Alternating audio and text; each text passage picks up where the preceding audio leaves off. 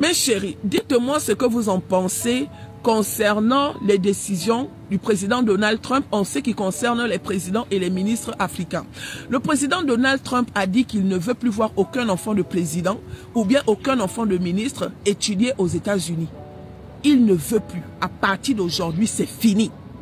Le président Donald Trump a dit qu'il va saisir tous les biens que les présidents et les ministres ont aux États-Unis. Parce qu'il trouve que ce n'est pas normal. Le président Donald Trump a dit ceci. Les présidents africains et les ministres africains sont les seuls qui investissent dans les pays des autres. Sont les seuls qui vont faire la fête dans les pays des autres. Pendant ce temps, les populations de leur pays vivent la misère.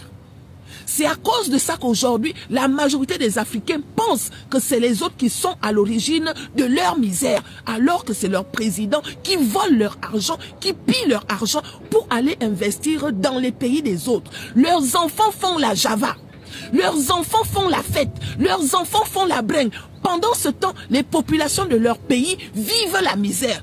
Tant que je serai président des États-Unis, je vais mettre de l'ordre. À partir d'aujourd'hui, que chacun reste dans son pays. Les études que tu veux que ton enfant aille faire ailleurs, construis les écoles dans ton pays. Comme ça, ton enfant va étudier dans ton pays et grâce à ça, il pourra aussi développer ton pays.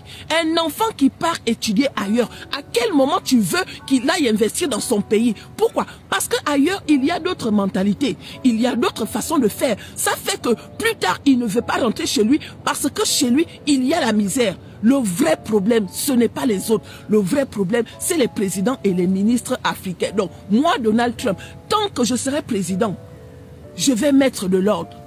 Plus d'enfants de ministres, plus d'enfants de présidents dans mon pays. Que chacun reste dans son pays. Aïe, donc, dites-moi ce que vous en pensez. Dites-moi ce que vous en pensez, Donald Trump.